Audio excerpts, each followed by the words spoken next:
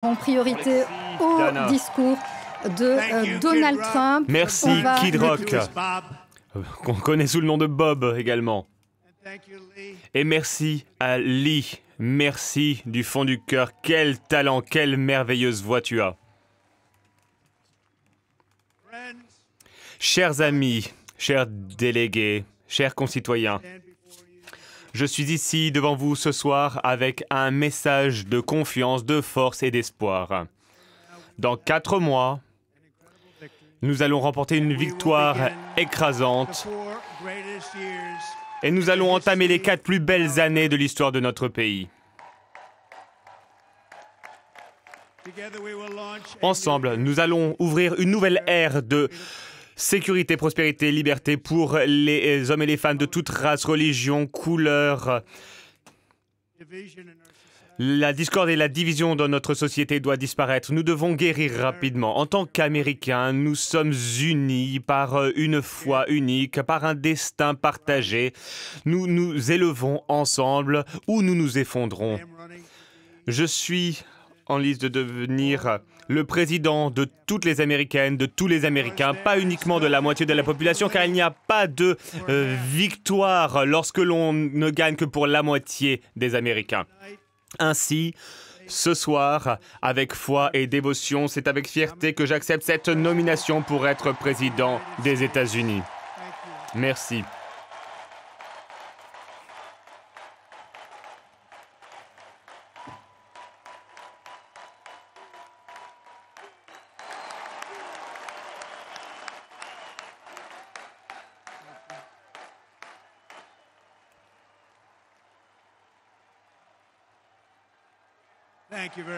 Merci beaucoup.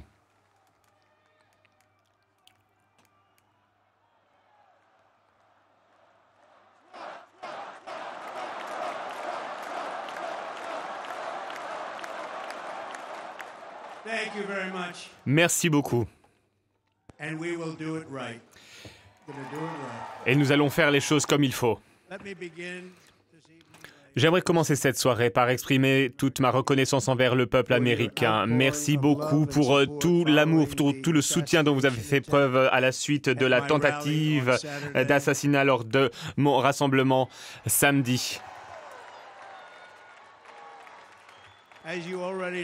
Comme vous le savez déjà, les balles de l'assassin sont arrivées à peine 1 centimètre de mon visage. J'aurais pu perdre la vie. Beaucoup de personnes m'ont demandé de raconter cet événement. Dis-nous ce qui s'est passé. Donc je vais vous raconter exactement ce qui s'est passé. Et vous n'allez jamais entendre cette histoire car c'est trop douloureux pour moi de la raconter. C'était une belle journée, ensoleillée, en début de soirée, à Butler, dans le formidable État de Pennsylvanie. De la musique résonnait, la campagne se passait très très bien. Je me suis rendu sur la scène, la foule clamait mon nom, tout le monde chantait. J'ai commencé à parler avec force, avec joie également, parce que je parlais du formidable travail qu'a fait mon gouvernement sur l'immigration au niveau de la frontière sud. Nous sommes très fiers du travail qui a été réalisé. Derrière moi et à droite se trouvait un grand écran qui me présentait le nombre de traversées de la frontière sous mon leadership. Les chiffres étaient tout simplement sensationnels. Pour voir le tableau, j'ai commencé comme ceci, à me tourner vers ma droite.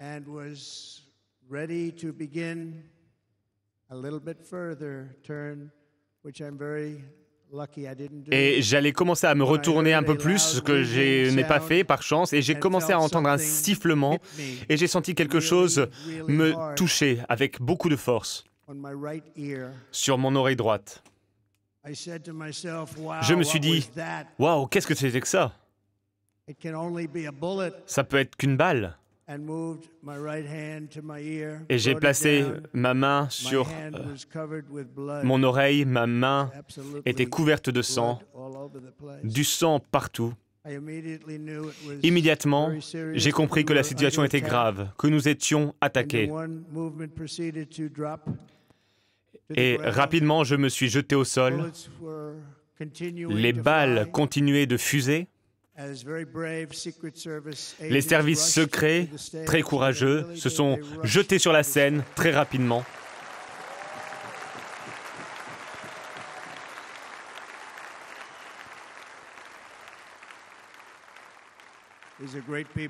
De formidables personnes qui ont pris de grands risques. Ils se sont jetés sur moi afin de me protéger. Il y avait du sang partout. Et pourtant, je me suis senti en sécurité à certains égards parce que Dieu était de mon côté.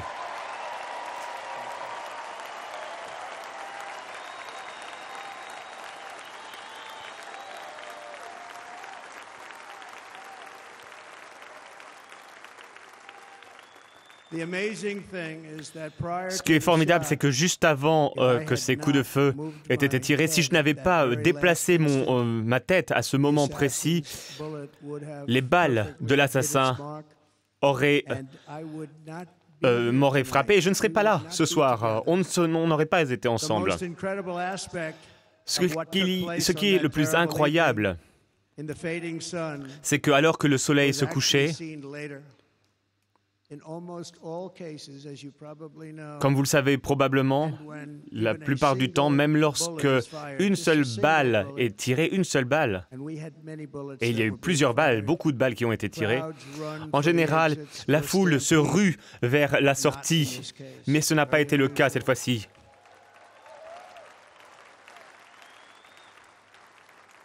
Il n'y a pas eu de débandade, c'était très inhabituel. Cette foule, avec des milliers, des dizaines de milliers de personnes, cette foule n'a pas bougé d'un centimètre. Beaucoup de personnes, automatiquement, se sont levées pour essayer de voir où était le sniper. Ils savaient que c'était un tireur d'élite qui avait tiré, et ils l'ont pointé du doigt. Vous pourrez voir ça. Il y avait un petit groupe derrière moi qui faisait ce geste, encore plus de personnes devant moi. Personne ne s'est rué sur les sorties et ne s'est rué vers la sortie et beaucoup de vies ont été sauvées ainsi. Il n'y a pas eu de débandade pour une raison, c'est que tout le monde savait que j'étais dans une situation critique. Les gens m'ont vu me jeter sur scène, ont vu le sang. Et se sont dit, la plupart, se sont dit que j'étais mort. Ils savaient qu'il y avait eu des coups de feu, ils avaient vu le sang. Et il y a une statistique intéressante. On saigne le plus de ses oreilles. Les médecins m'ont expliqué ça. J'ai demandé pourquoi est-ce qu'il y a autant de sang et ils m'ont dit on saigne beaucoup des oreilles. Donc j'ai appris quelque chose, ils m'ont appris quelque chose. Mais cette foule ne voulait pas me quitter. Tout le monde savait que j'étais en difficulté, ils ne voulaient pas me quitter. On voyait vraiment l'amour dans leur regard. De formidables personnes. Vous êtes de formidables personnes. Des balles fusaient au-dessus de nous, et pourtant, je me suis senti en paix. À présent, ensuite, les agents des services secrets se sont jetés sur moi pour me protéger. Ils étaient sous le feu des balles. Puis tout s'est arrêté. Un sniper des services secrets, depuis bien plus loin, et avec une seule balle, les services secrets, ce sniper a pu éliminer le tireur.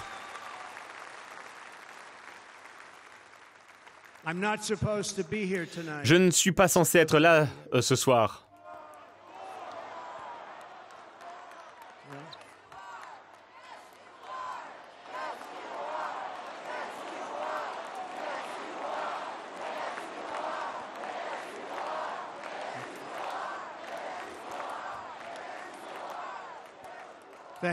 Merci. Mais je ne devrais pas être là, vraiment.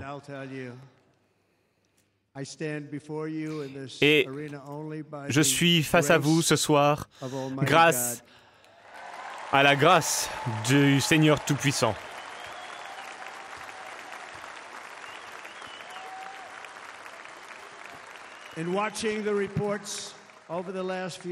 Ces derniers jours, j'ai lu un petit peu ce qui a été dit et beaucoup de personnes ont dit que c'était un moment de providence. C'était probablement le cas. La foule était un petit peu perdue en me voyant me relever. Et je voyais beaucoup de chagrin sur leur visage. Les gens ne pensaient pas que j'avais survécu, ils pensaient que tout était terminé. Et j'ai voulu faire quelque chose pour montrer à la population, montrer à la foule que tout allait bien. J'ai levé mon bras droit, j'ai regardé les milliers et les milliers de personnes qui me faisaient face, qui attendaient le souffle coupé, et j'ai commencé à crier « Fight, fight, battez-vous, battez-vous ».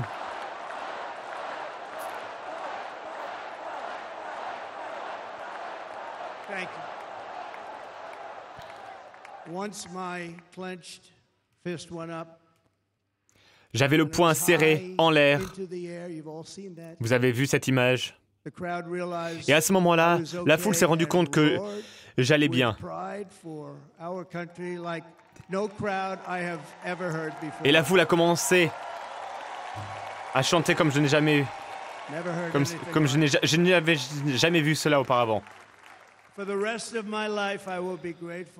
Je serai éternellement reconnaissant envers ces patriotes qui étaient à mes côtés en Pennsylvanie ce soir fatidique. Malheureusement, le tireur a tué un Américain, un homme extraordinaire.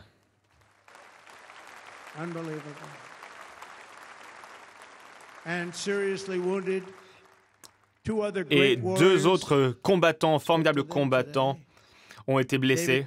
David Dutch et James Copenhaver. De formidables personnes également. J'ai parlé aux proches de ces trois formidables personnes. Nous leur envoyons tout notre amour, toutes nos prières, et nous ne les oublierons jamais. Ces personnes ont participé à un formidable rassemblement. C'était vraiment des Trumpistes convaincus, des grands partisans.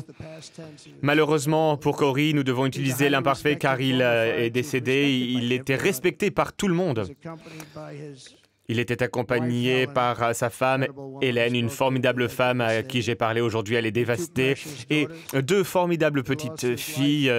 Il a perdu sa vie en faisant barrage pour protéger ses filles, pour protéger sa famille.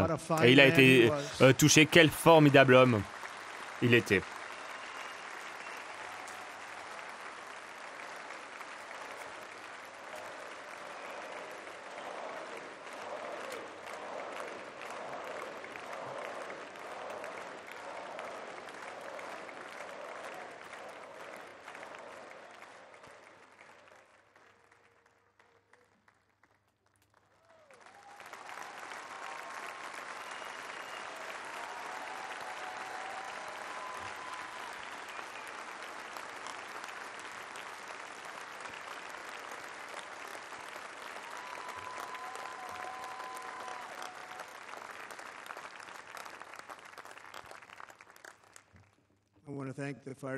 Je tiens à remercier les pompiers et la famille de Corey qui a envoyé son uniforme et son casque. Ils vont faire quelque chose de spécial avec. Évidemment, je suis très fier de dire que ces derniers jours, nous avons levé 6,3 millions de dollars.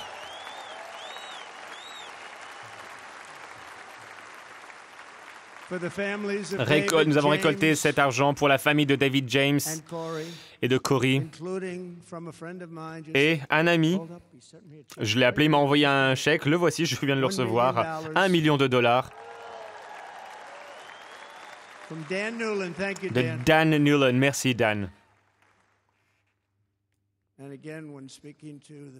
Et en échangeant avec les proches des victimes, je leur ai dit, nous allons vous envoyer beaucoup d'argent, mais cela ne compensera jamais cette perte. Et ils ont répondu, oui, vous avez raison, nous apprécions beaucoup ce geste, mais évidemment, rien ne pourra remplacer Corey. Et pour les deux autres, vous savez, ils ont été blessés grièvement, mais ils sont sortis d'affaire. Ils vont s'en sortir.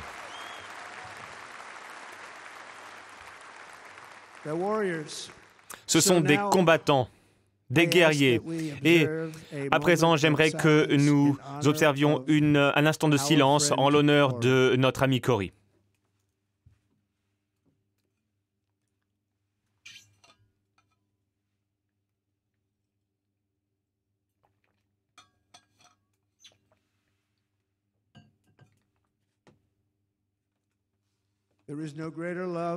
Il n'y a pas de plus grand amour que celui que l'on a lorsque l'on met sa vie au service des autres. Voilà l'esprit qui a forgé les États-Unis dans nos heures les plus sombres, et c'est la valeur qui va permettre aux États-Unis de revenir au sommet des réalisations et de la grandeur humaine. Voilà de quoi nous avons besoin. Malgré cette attaque haineuse, nous sommes rassemblés ce soir plus déterminés que jamais. Je suis plus déterminé que jamais, et vous l'êtes aussi, tout le monde est déterminé.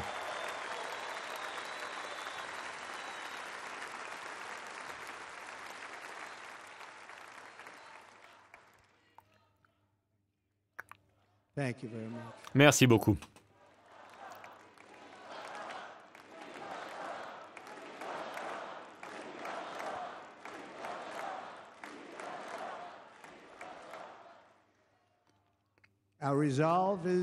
Notre détermination est sans faille. Nous sommes prêts à créer un gouvernement qui est au service des Américains, le meilleur gouvernement. Rien ne m'arrêtera dans cette mission, car notre vision est vertueuse, notre cause est pure.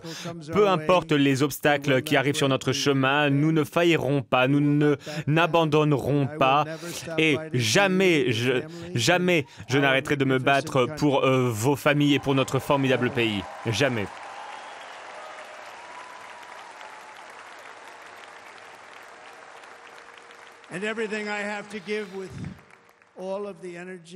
Et toute l'énergie, tout le combat que j'ai, je le mets à la disposition de notre nation ce soir. Merci beaucoup. Nous allons transformer notre nation, et très rapidement d'ailleurs.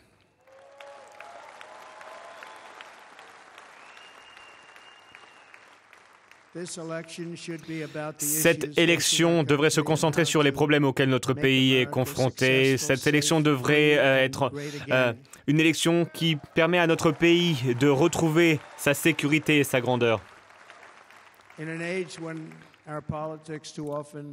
Trop souvent, la politique nous divise. Le moment est venu de garder à l'esprit le fait que nous sommes toutes et tous Américains.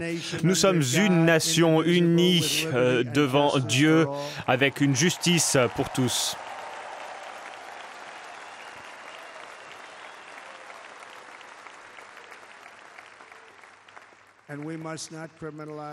Et il ne faut pas criminaliser ou diaboliser les désaccords politiques. C'est ce qui a été fait ces derniers temps dans notre pays à un niveau jamais vu auparavant. Le Parti démocrate devrait arrêter de faire de la branche judiciaire une arme. Ils doivent arrêter de nuire à la démocratie. En particulier, je suis celui qui sauve la démocratie. Ils doivent arrêter de dire que je détruis la démocratie. C'est moi qui sauve la démocratie pour le bien de notre pays.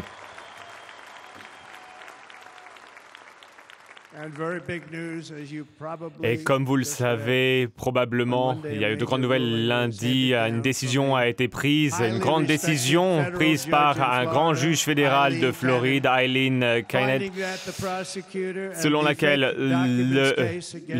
l'affaire concernant les documents classifiés a été totalement anticonstitutionnelle et toute l'affaire a été déboutée. Beaucoup de publicité, mais Le procureur a été débouté et l'affaire a été annulée. Si les démocrates souhaitent réellement unir notre pays, eh bien, ils devraient mettre un terme à cette chasse aux sorcières dont je suis la victime depuis bientôt 8 ans. Les démocrates devraient le faire maintenant et permettre à notre élection d'être au niveau de d'être l'élection que mérite notre population. C'est un honneur pour moi d'avoir à mes côtés ma formidable femme, Melania.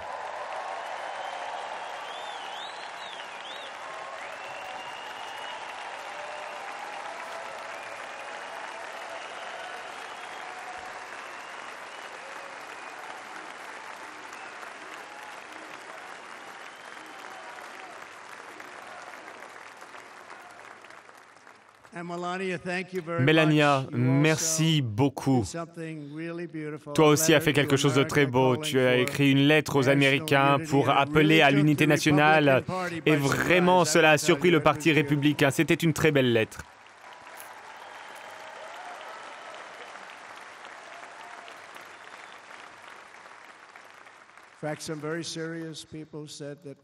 Des personnes très sérieuses ont d'ailleurs dit qu'il faudrait que cette lettre fasse partie de la plateforme républicaine. Ce serait vraiment un honneur d'ailleurs. Monsieur le représentant, qu'en pensez-vous? Je tiens également à remercier toute ma famille, Don, Kimberly, Ivanka, Jared, Eric, Lara, Tiffany, Michael, Baron. On adore Baron.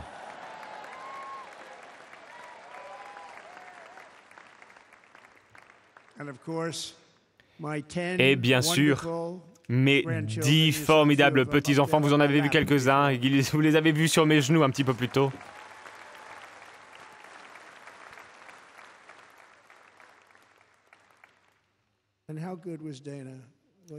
Et Dana vous a plu, oui, il était bon.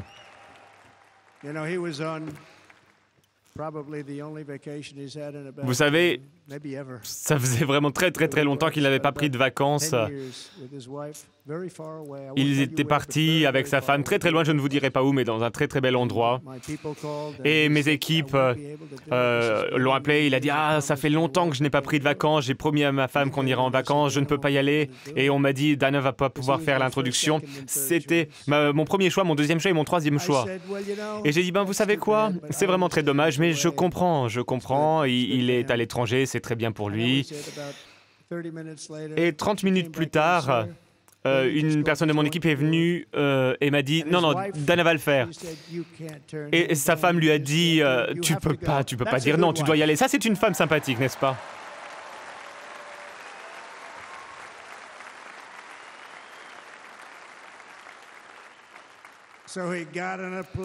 Il est monté dans l'avion, il est arrivé il n'y a pas longtemps et maintenant il va reprendre l'avion et il va retourner voir sa femme. Mais vraiment, ce sont de formidables personnes et je tiens à les remercier, eux et toute leur famille, parce que ce n'est pas facile. Et Kid Rock, même chose. Il a dit « Je veux participer. Je veux participer. » Vous savez, Kid a cette formidable chanson. On est devenus amis ces 10 dernières années. Et c'est une très bonne personne. Je ne savais pas à quel point il était populaire, vous savez. Il remplit des stades de 40-50 000 personnes. Il gagne beaucoup d'argent, il ne sait pas quoi en faire.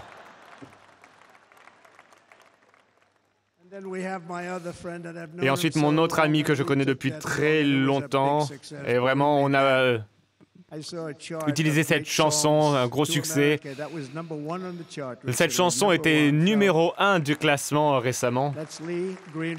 Lee Greenwood, une très belle chanson, un très bel homme, une formidable personne. Tout le monde voulait être là. Et les Hulksters également. Très bon. Où est-il?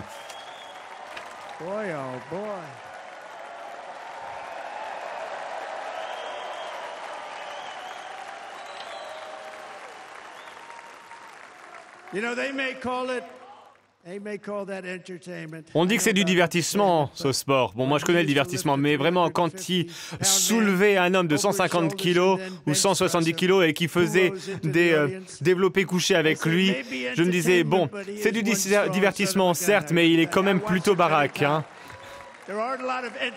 Il n'y a pas beaucoup d'artistes qui savent faire ça. Tu as été formidable, merci beaucoup. Suivi par Eric. Qu'est-ce que c'était que ce discours? C'était un bon discours. Vraiment, je ne voulais pas monter sur scène après ça.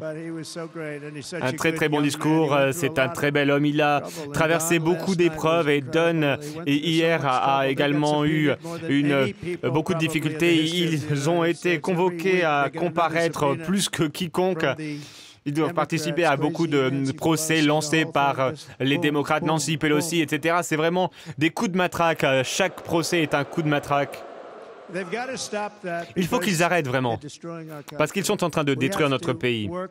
Il faut travailler pour rendre sa grandeur à l'Amérique. Il faut arrêter de rabaisser tout le monde. On essaie de les rabaisser avec des processus, des mises en accusation, avec des procès. Mais le temps que l'on passe à faire ça, s'ils utilisaient ce génie, cette intelligence pour aider notre pays, eh bien, notre pays serait bien plus beau, bien plus fort.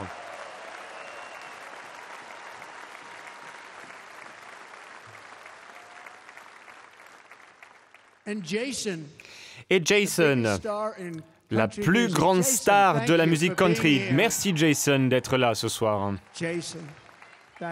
Merci beaucoup Jason. Jason Aldean, il est bon. J'aime encore mieux sa femme. Mais je ne sais pas si elle est là. Merci Jason. J'ai le plaisir d'avoir un nouvel ami, un nouveau partenaire qui combat à mes côtés. Le prochain vice-président des États-Unis d'Amérique, le sénateur de l'Ohio, J.D. Vance et sa formidable femme, Usha.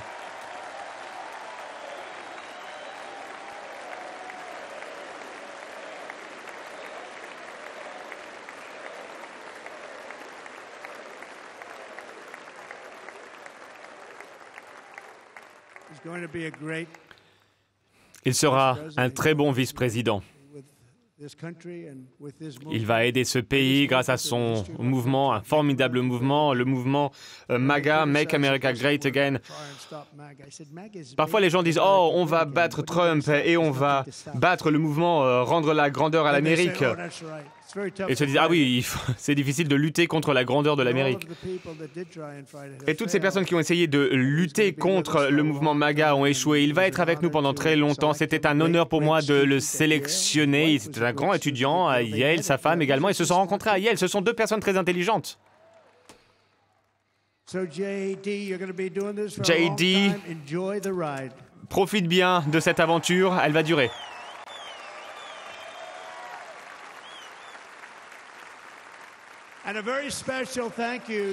Et un merci tout spécial aux formidables habitants du Milwaukee.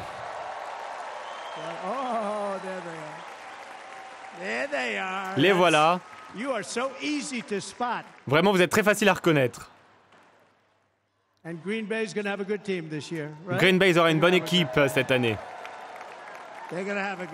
Ils auront une bonne équipe. Dans le public, on les aime pas trop, mais vraiment, vous aurez une bonne équipe. Et le Wisconsin, plus de 250 millions de dollars investis ici pour créer des emplois et pour profiter au développement économique. J'espère que vous vous en souviendrez au mois de novembre et que vous voterez pour moi. J'essaie de vous acheter, littéralement. Je suis tout à fait honnête, j'achète vos votes.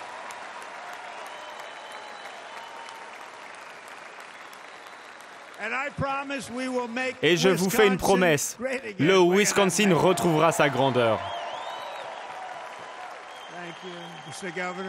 Merci, monsieur le gouverneur. Merci, merci beaucoup. Je suis ici ce soir pour présenter ma vision pour toute la nation, pour tous les citoyens, que vous soyez jeunes, âgés, hommes, femmes, démocrates, républicains, indépendants, noirs, blancs, asiatiques, latinos. Je vous tends la main, une main faite de loyauté, de fidélité, d'amitié. Ensemble, nous allons mener les États-Unis vers de nouveaux sommets, des sommets jamais vus auparavant. Nous y étions pendant le premier mandat, nous avons été frappés par le Covid, nous avons fait du très bon travail. Personne ne savait ce que c'était, personne n'avait vu une économie telle que celle que nous avions avant le Covid.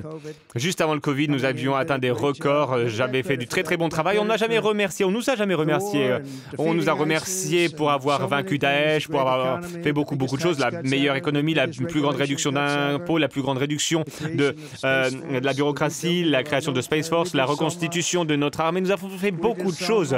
Nous avons fait tant de choses. Right to try, c'est le droit à l'essai, c'était une grande loi. On a essayé de la voter pendant 50 ans. On a essayé de la faire passer pendant 52 ans et...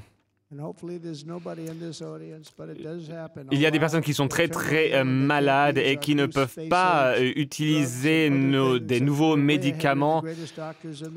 Et nous avons les meilleurs médecins au monde, les meilleurs laboratoires au monde. Ils ont essayé de faire voter cette loi pendant 52 ans, ce n'était pas facile. Les assurances ne voulaient pas prendre ce risque, les laboratoires ne voulaient pas ce risque parce qu'ils se disaient que ce sont des personnes qui sont presque... les patients sont des personnes presque mortes. Les médecins ne voulaient pas avoir ça sur leur dossier. Et donc, pendant 52 ans, on a essayé de voter cette loi. Ce n'était pas simple. Et j'ai réussi à mettre tout le monde d'accord. J'ai dit que, au lieu qu'une personne aille en Asie, en Europe ou autre part, ou si vous n'avez pas d'argent, parce que vous mourriez simplement, eh bien, à présent, ces personnes peuvent signer un accord pour dire qu'elles ne traduiront personne en justice. Elles vont recevoir des traitements expérimentaux. Et nous sauvons des milliers et des milliers de vies grâce à cela, grâce à ce droit à essayer, le droit à l'essayer, right to try. C'est vraiment une très bonne chose. Sous notre leadership, les États-Unis seront à nouveau respectés. Aucune nation ne remettra en question notre puissance. Aucun ennemi ne doutera de notre puissance. Nos frontières seront totalement sûres. Notre économie va monter en flèche. Nous allons retrouver la loi et l'ordre dans nos rues. Nous allons retrouver le patriotisme dans nos écoles. Et plus important encore, nous retrouverons la paix, la stabilité et l'harmonie aux quatre coins du monde. Mais pour concrétiser cet avenir, nous devons tout d'abord sauver notre nation, la sauver d'un leadership incompétent, en déliquescence. Nous avons un leadership failli. Ce sera l'élection la plus importante de l'histoire de notre pays. Sous l'administration actuelle, eh bien, nous sommes une nation en déclin. Il y a une crise de l'inflation qui fait que les gens ne peuvent plus rien acheter. Cela détruit la vie des personnes aux moyens modestes. Cela écrase tout simplement notre population. On n'a jamais vu ça. Nous avons également une immigration illégale qui, alors que nous sommes ici dans cette belle enceinte, il y a une invasion à notre frontière sud qui apporte crimes, misère, maladie dans notre pays. Personne n'a jamais vu quoi que ce soit comme ça. Et il y a également une crise internationale inédite. Le monde n'a jamais vu une telle crise internationale. On n'en croit pas nos yeux. La guerre fait rage en Europe, au Moyen-Orient. Il y a de plus en plus de conflits autour de Taïwan, en Corée, dans les Philippines, dans toute l'Asie. Et notre planète est sur le point de voir la Troisième Guerre mondiale éclater. Ce serait une guerre comme on n'a jamais vu auparavant, car aujourd'hui, ce ne sont plus des blindés ou des fusils que l'on utilise. Les armes sont bien plus avancées. Ce sont des armes d'anéantissement. Le moment est venu de tout changer. Nous sommes confrontés à des opposants assez durs. Et au pouvoir aujourd'hui, nous n'avons pas des personnes fortes, des personnes dures. Ce sont uniquement des personnes qui savent tricher aux élections. Là, ils savent travailler lorsqu'il s'agit de truquer les élections. Ainsi, ce soir, je m'engage envers le grand peuple américain. Je mettrai un terme à la crise de l'inflation, je ferai baisser les taux d'intérêt, je réduirai le coût de l'énergie. Ensemble, nous allons forer.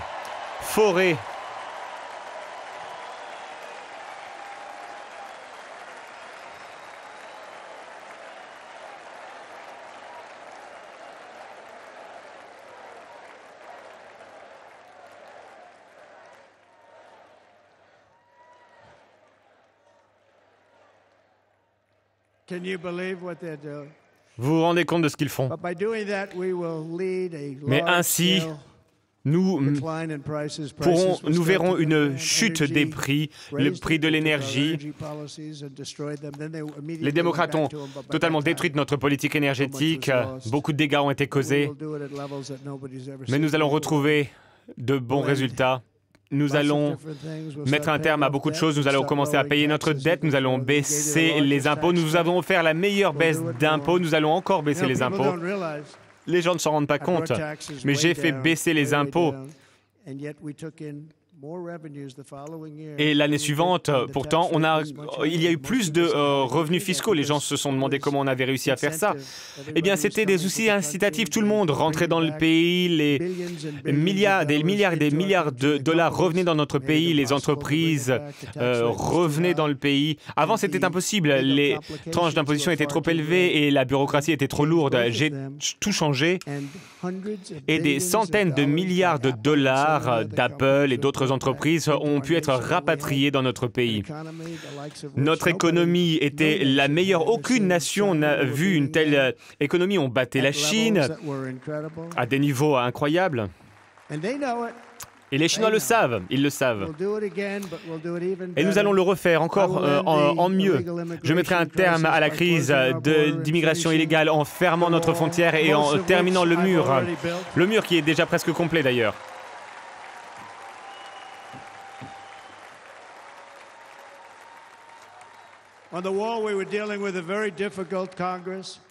Concernant le mur, il y avait un congrès assez difficile.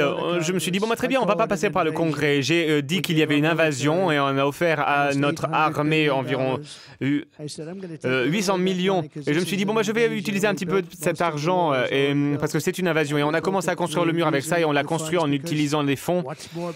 800 millions, milliards, parce qu'il n'y a rien de mieux. De toute façon, il faut mettre un terme à cette invasion. Il faut empêcher ces envahisseurs de venir dans notre pays pour tuer des milliers de personnes chaque année.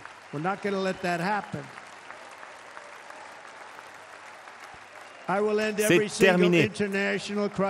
Je mettrai un terme à toutes les crises internationales que l'administration actuelle a créées, y compris la terrible guerre entre la Russie et l'Ukraine, qui n'aurait jamais éclaté si j'avais été président à l'époque, et la guerre causée par l'attaque contre Israël, qui n'aurait jamais été perpétrée si j'avais été président à ce moment-là. L'Iran a été démuni. Aujourd'hui, l'Iran a 250 milliards de dollars. Ils étaient démunis, ils n'avaient pas l'argent pour faire ce genre de choses. Est-ce que vous avez vu Deface the Nation? Il y a un représentant démocrate qui a dit que l'on l'aime ou pas, en tout cas sous Trump, l'Iran n'avait pas d'argent. J'avais dit là aussi, si vous achetez à l'Iran, eh bien, vous ne pourrez pas travailler dans notre pays et il y aurait j'ai dit ça à la Chine, et il y aura des droits de douane de 100%. Ou plus. Et ils m'ont dit, bon, très bien, on ne va pas acheter de pétrole à l'Iran. Ils étaient prêts à faire un accord avec nous. L'Iran était prêt à passer cet accord. Et ensuite, il y a eu de très, très mauvais résultats. Les résultats de l'élection. Mais on ne va pas permettre à ce que cela se reproduise. Ils ont utilisé le Covid pour tricher. Ils ont levé toutes les sanctions, ils ont fait tout ce qu'ils ont pu pour aider l'Iran. Et à présent, l'Iran est à 2 doigts d'avoir la bombe atomique. C'est une honte.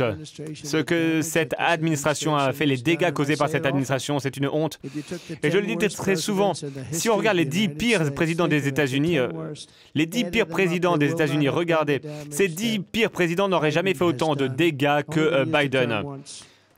Je ne vais plus dire son nom, juste une fois. Les dégâts causés par Biden à ce pays sont impensables, tout simplement incommensurables.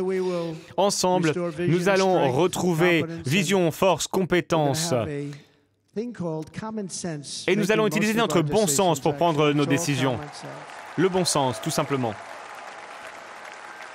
Il y a quelques années, alors que j'étais président, nous avions la frontière la plus sûre, la meilleure économie de l'histoire de notre pays, dans l'histoire du monde. Nous avions la meilleure économie dans l'histoire du monde. On n'avait jamais vu de tels records.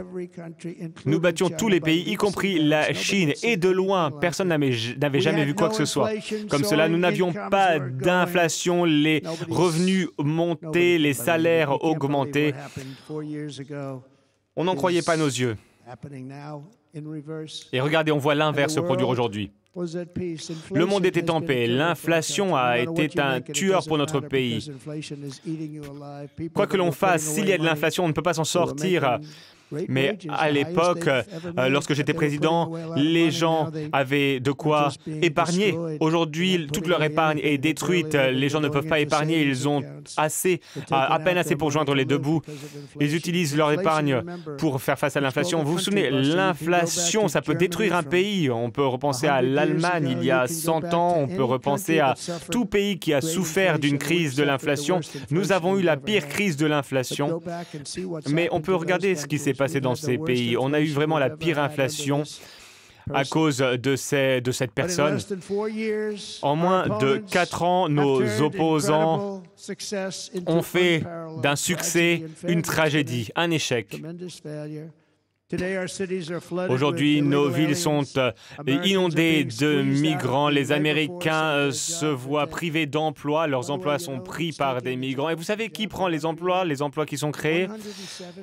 107% des emplois créés sont pris par des étrangers sans papier. Et vous savez qui souffre le plus de cette invasion, de ces millions de personnes? Ce sont les Afro-Américains et les Latinos.